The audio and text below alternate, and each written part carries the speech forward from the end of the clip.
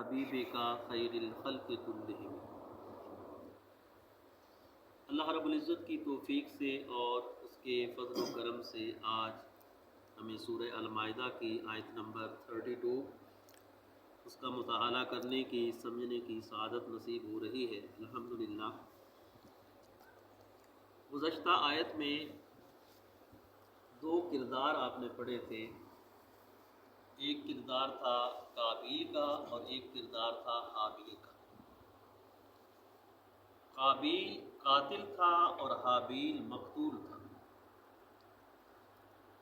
ان دونوں کرداروں کے حوالے سے پچھلی آیت میں تفصیل کے ساتھ یہ بات آپ پڑھ چکے کہ کس طرح پھر بعد میں قابیل کو اپنے کیے پر افسوس ہوا کہ اس نے اپنے سگے بھائی کو حسد کی وجہ سے قتل کر دیا، لالچ کی وجہ سے، حسد کی وجہ سے۔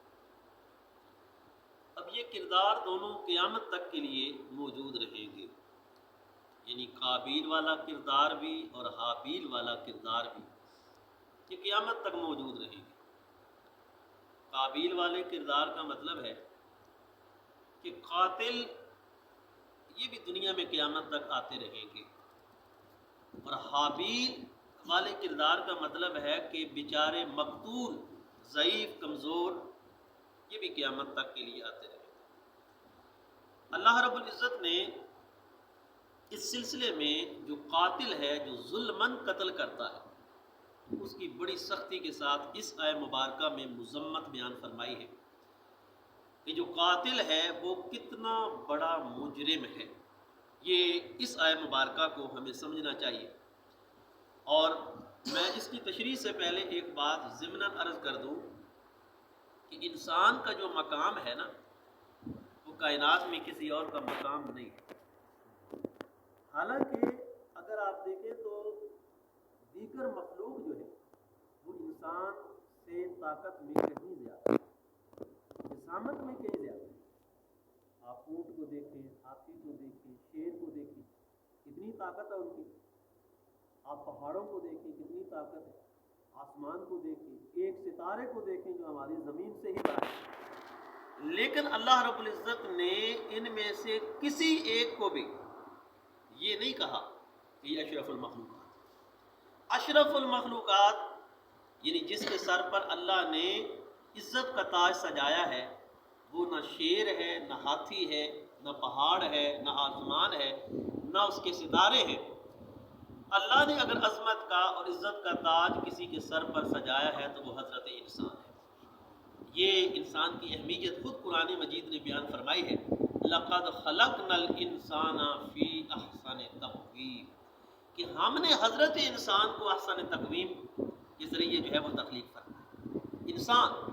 اور یہاں پہ یہ بات بھی یاد رہے، یہ نہیں کہا کہ فلاں ذات کا کوئی بندہ وہ یا فلاں مالدار جو ہے وہ، نہیں، انسان جو انسان ہے اس کو اللہ رب العزت نے وَلَقَدْ كَرَّمْنَا بنی آدم کا تاج اس کے سر پر سجایا۔ تو انسان، اس کی عزت عظمت ساری کائنات اور ساری مخلوق سے زیادہ ہے۔ اس لیے اللہ رب العزت نے ارشاد فرمایا، ہم نے بنی اسرائیل کے اوپر یہ بات فرض کر دی، من اجل ذالک، اسی وجہ سے کتبنا علی بنی اسرائیل، ہم نے بنی اسرائیل پر یہ بات فرض کر دی، کیا؟ انہ من قتل نفسا، جس نے بھی کسی جان کو قتل کیا، بغیر نفس یعنی قصاص کے بغیر، او فساد فی الارض یا فساد فی الارض کے بغیر، جس نے خواہ مخواہ کسی انسان کو قتل کیا، فکأنما قتل الناس جمیعا، تو گویا اس نے پوری انسانیت کو قتل کر دیا۔ ایک انسان کا بے گناہ قتل ساری انسانیت کا قتل ہے۔ یہ انسان کی عزت، یہ ہے انسان کی عظمت۔ قتل اس کے بنیادی طور پر دو یا تین طریقے شریعت کے اندر جائز ہیں، جو کہ خود حاکم وقت کرے گا، عدالت کرے گی، قاضی کرے گا۔ اس میں ایک تو ہے قصاصاً قتل کرنا، یعنی اگر کسی نے کسی کو قتل کر دیا تو قاتل کو بھی بدلے میں قتل کیا جائے، اس کو بولتے ہیں قصاص۔ قاتل کو پھندے پہ لٹکایا جائے گا، پر یہ حکومت کرے گی، گورنمنٹ کرے گی، عدالت کرے گی، قاضی کرے گا۔ اس میں کسی فرد واحد کو اس بات کی اجازت نہیں کہ وہ قاتل کو گولی مار کر اس کو سزا دے، نہیں، وہ عدالت کے ذریعے قصاصاً قتل کیا جائے گا، اور یہ قتل جائز ہے۔ دوسرے نمبر پہ قتل کی ایک اور صورت ہے مرتد، یعنی ایک بندے نے کلمہ پڑھا، کلمہ پڑھنے کے بعد پھر وہ دائرہ اسلام سے نکل جاتا ہے، مرتد ہو جاتا ہے، تو اس کو بھی اسلام نے قتل کی حکم اس کو سنایا، وہ بھی قاضی قتل کروائے گا۔ اور تیسرے نمبر پہ ہے شادی شدہ مرد یا عورت جب بدکاری کریں تو ان کی سزا بھی کیا ہے؟ رجم ہے، سنگساری ہے، قتل ہے۔ یہ تین قتل تو آپ سنتے رہتے ہیں۔ چوتھے نمبر پہ جو یہاں پہ بات کی ہے وہ ہے فساد فی الارض۔ اگر کوئی ایسا گینگ، کوئی ایسا جتھا، کوئی ایسا گروہ معاشرے کے اندر، ملک کے اندر پیدا ہو جائے اور وہ لوگوں کے مال لوٹنا شروع کر دے، ڈاکے ڈالنا شروع کر دے، لوگوں کی عزت نیلام کرنا شروع کر دے، اس کو قرآن مجید نے فساد فی الارض کہا ہے۔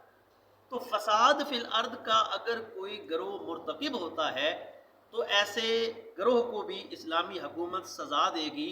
اس کی مختلف سزائیں اگلی آیت کے اندر جو ہے وہ بیان ہوئی ہیں کہ کس طرح اس کو سزا دی جائے گی۔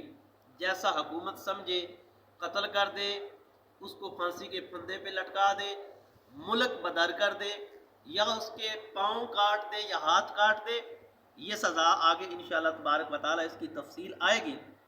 لیکن یہ فساد فی الارض جو ہے یہ بھی بہت بڑا گناہ ہے اور قتل کا موجب بنتا ہے۔ تو یہاں اس آیہ مبارکہ میں اللہ رب العزت نے ہمیں یہ درس دیا ہے کہ قصاص کے بغیر اور فساد فی الارض کے بغیر جس کسی نے ایک انسان کو قتل کیا فَكَأَنَّمَا قَتَلَ النَّاسَ جَمِيعًا، تو گویا اس نے پوری انسانیت کو قتل کر دیا۔ وَمَنْ أَحْيَاهَا، جس نے کسی ایک انسان کو زندگی دی، زندہ کرنے کا سبب بنا، فَكَأَنَّمَا أَحْيَا النَّاسَ جَمِيعًا، تو گویا اس نے پوری انسانیت کو زندہ کر دیا۔ اب زندہ کرنے کا کیا مطلب ہے؟ مثلا ایک آدمی مجبور ہے، کھانے پینے کے لیے اس کے پاس کچھ نہیں ہے، دوسرے نے اس کی مدد کی تو زندگی کا سبب بنا۔ ایک بندہ نابینا ہے، جا رہا ہے، لگتا ہے کنویں میں گر جائے گا، دوسرا اس کا ہاتھ پکڑ کے سیدھے راستے پہ لے کر جاتا، تو اس نے ایک بندے کو بچایا، یعنی اس کے اندر دل میں خیرخواہی پیدا ہوئی۔ تو قرآن کہتا ہے جس نے کسی ایک انسان سے ہمدردی کی، کسی ایک انسان کی زندگی کا لحاظ رکھا، کسی ایک انسان کو بچانے کا وہ سبب بنا، تو اس کو اتنا اجر ملے گا گویا کہ اس نے ساری انسانیت کو زندہ کر دیا۔ یہ ہے قرآن مجید کی روشنی میں حضرت انسان کا مقام۔ ایک شخص کا قاتل ساری انسانیت کے قتل کے مترادف ہے، اور ایک انسان کو زندگی دینا اور زندگی کا سبب بننا ساری انسانیت کو زندہ کرنے کے مترادف ہے۔ وَلَقَدْ جَاءَتْهُمْ رُسُلُنَا بِالْبَيِّنَاتِ، اللہ فرماتا ہم نے بنی اسرائیل میں پھر اس پیغام کے لیے رسولوں کو بھی بھیجا۔ وَلَقَدْ جَاءَتْهُمْ رُسُلُنَا، ہمارے رسول تشریف لائے، بالبینات، روشن دلیلیں لے کر۔ صرف زبانی کلامی یہ بات سمجھائی نہیں اللہ پاک نے، بلکہ اس بات کی تبلیغ کے لیے باقاعدہ بنی اسرائیل میں پیغمبر تشریف لائے اور انہوں نے لوگوں کو یہ پیغام سنایا کہ ایک کا قتل ساری انسانیت کا قتل ہے، ایک کو زندہ کرنا ساری انسانیت کو یہ تبلیغ کرتے رہے پیغمبر۔ لیکن اس تبلیغ کے باوجود ثم ان کثیرا منہم بعد ذلک فی الارض لمسرفون، پھر بھی ان میں سے بہت سارے ایسے لوگ تھے جو زمین میں فساد بپا کرتے رہے، یعنی قتل کرتے رہے۔ تو اب جو قاتل ہے اس کی سزا بہت بڑی ہے، اور قرآن مجید میں دوسرے مقام پہ یہاں تک بھی کہا گیا کہ وہ جہنم میں ہمیشہ رہے گا۔ اب ہمیشہ کی تفسیر پھر آگے مفسرین کرام نے بیان فرمائی ہے کہ خلود فی النار کا کیا مطلب ہے۔ بہرحال قاتل، جان بوجھ کے کسی کو مارنے والا، اس کی قرآن مجید نے بڑی سختی کے ساتھ مذمت بیان فرمائی ہے، اور اس آیہ مبارکہ میں بنی اسرائیل کے حوالے سے بات کی ہے، اور ان کے ذریعے سے پوری امت محمدیہ کو یہ درس ہے کہ آپس میں پیار محبت سے رہو۔ ایک انسان کا دوسرے انسان پر حقوق بھی ہیں، اور تعلق بڑا محبت والا تعلق ہے، پیار والا تعلق ہے، الفت والا تعلق ہے۔ اور قتل یہ شیطانی عمل ہے۔